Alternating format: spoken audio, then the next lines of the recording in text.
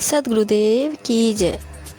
मनुष्य के सभी कर्म संचित होते रहते हैं, वह इनका अच्छा बुरा फल भोगता रहता है। कर्म भोग से मुक्ति भी सरल नहीं है। कर्म फल के भोग से मुक्ति पाने के लिए कर्म का उद्देश्य और स्वरूप बदलना आवश्यक है। कर्म के विभिन्न रूप हैं। जिन कर्मों को करने के लिए मनुष्य जितना विवश है, वे कर्म पहला रूप है। जीव अपनी रक्षा दृष्टि से जो भी कर्म करता है, वही सभी इसके अंतर्गत आते हैं। जो कर्म अपने तथा दूसरों के लिए हानिकारक होते हैं, मूल भाव में किए गए वे कर्म भयंकर, हिंसाजनक तथा आसुरी प्रवृत्ति के होते हैं। अपने हित के लिए मोहवश किए गए सभी कर्म स्वार्थी होते हैं, जबकि निष्काम भाव से दूसरों के हित में किए जाने वाले कर्म परमार्थी कहलाते हैं। भौतिक विषय सुखों में आसक्ति के कारण किए गए सभी पाप कर्म जीव की प्रवृत्ति को कर्म बंधन से बांधे रखती है। मनुष्य ऐसे कर्मों के फलों को भोगने के लिए जन्म मरण के चक्र में फंस जाता है। इसके विपरीत आत्म कल्याण और परमार्थ के लिए किए गए पुण्य या समर्पित कर्म जीव को कर्म बंधन में नहीं बांधते तथा उसे कर्म फल भी नहीं भोगना पड़ता।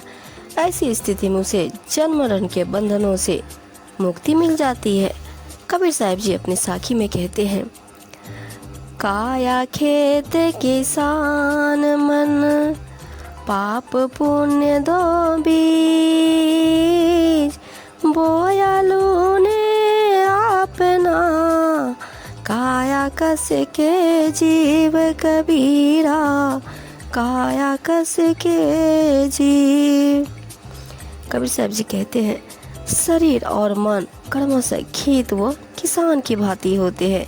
इनके पास बोने के लिए पाप और पुण्य नाम के दो बीज है। अब जो बीज जिसमें बोया जाएगा वही काटने को मिलेगा। मोहवश किए गए पाप कर्मों से जीव को पीड़ा ही पहुंचती है। काला मोह कर्म का आदर लाऊं आग, लोभ बढ़ाई छार के, राचू गुरु के राग कबीरा, राचू गुरु के राग। सांसारिक मोह के कर्म का मुंह काला करके आदर मान को भी आग लगा देनी चाहिए। सतगुरु के ज्ञान उपदेश का ही राग प्रेम से अलपना चाहिए। इसी से जीवन का कल्याण होगा। कबीर चंदन पर जला, तीतर बैठा माही, हम तो दाजत पंख बिन, तुम दाजत हो काहे कबीरा, तुम दाजत हो काहे। कबीर जी कहते हैं, चंदन के वृक्ष में आग लग गई, उस पर एक तीतर आकर बैठ गया। तब वृक्ष ने कहा, हम तो इसलिए जलते हैं कि हमारे पास पंख नहीं है, परंतु तुम्हारे पास तो पंख है, तुम तो उड़ सकते हो, फिर भला यहाँ बैठे हुए क्यों जलते हो। तेरा बैरी कोई नहीं, तेरा बैरी फैल,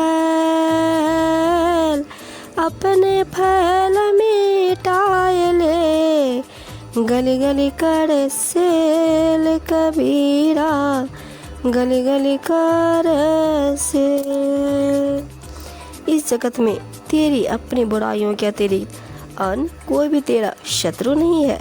तू अपनी इन सभी बुराइयों को मिटा दे, तो फिर गली गली में ही कहीं भी मुक्त रूप से विचरण कर।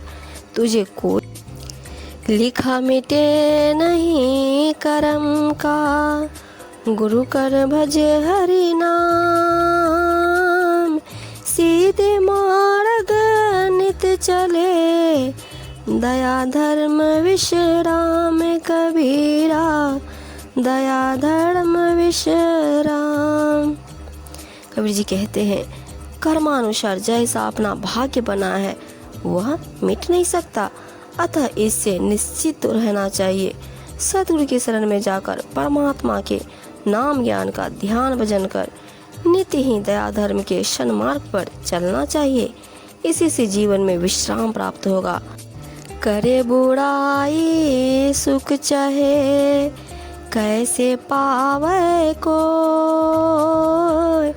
रोपे पेड़ बबूल का, आम कहाँ ते होए कबीरा, आम कहाँ ते होए।